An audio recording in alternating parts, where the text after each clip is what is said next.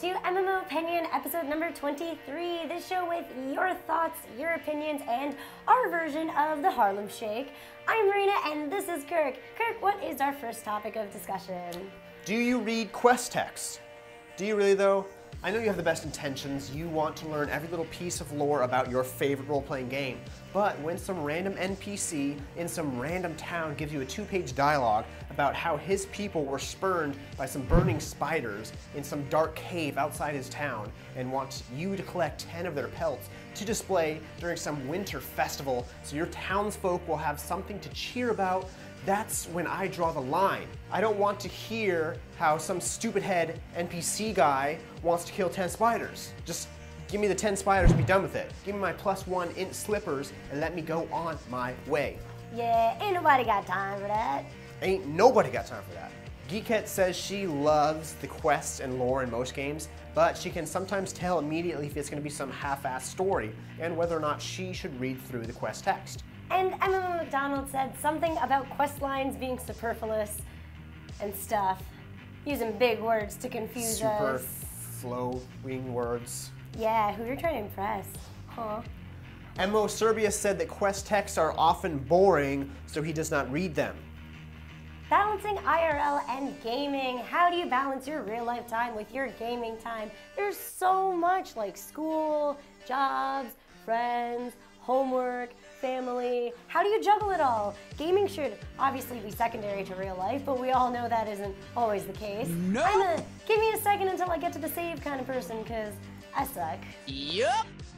Unfortunately, most of the games that I'm playing right now, which are MOBAs, don't really have a pause button. Well, they do have a pause button, but when you do it, people scream and yell and bitch and moan. So before I jump into a match, I make sure that I have 30 to 45 minutes of uninterrupted playtime. Otherwise, I get a bit cranky. I've been known to have complete conversations with people without knowing who I'm talking to or what I'm talking about. That's not a conversation then. I consider it one. Well, anyway, MMO Serbia says, don't ask me, I'm a no-lifer. And on the opposite side, MMO McDonald says, I've got no problem putting games aside for real life until it's time for bed. Then it's all, well, maybe 10 more missions. Yeah, who needs sleep? Sleep is for the weak.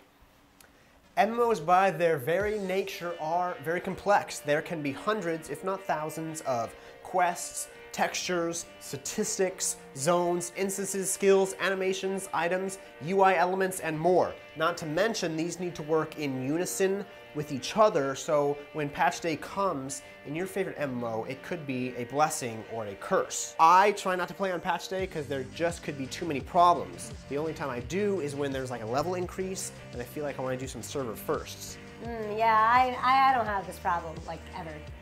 Why not? Oh, because, you know, by the time my computer finishes downloading it, it's like a week later, so I'm all good. I'm all patched up. Yeah. Oh, yeah. Yeah. That makes sense. Bright side. Captain Camper said his worst experience during a patch day was with EVE Online. This was about 5 or 6 years ago. They released a patch that detected the boot.ini, which meant that thousands of players were unable to reboot their computers. Since that day, he typically waits 24 hours before he joins a new patch. That sucks. That sounds really bad, actually. Well, thank you so kindly for stopping by. Keep connecting with us through our main website, MMOattack.com, and other things like Facebook and Twitter. And remember to check out our version of the Harlem Shake, MMO Attack style. Yeah. Until next time. Con los terroristas.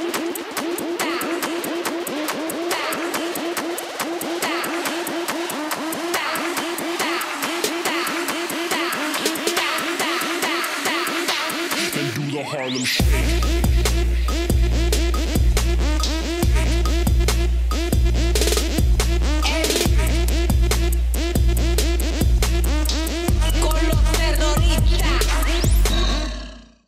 Karam Game, one of the most recognized names in the free-to-play MMO market, has announced that they are now taking closed beta applications for their latest browser-based fantasy action role-playing game, Everlight.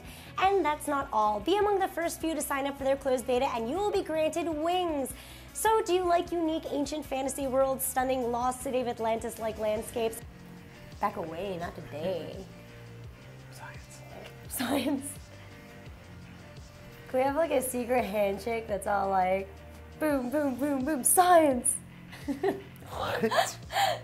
Like, you're pointing to your head like knowledge. Nobody watches good shows.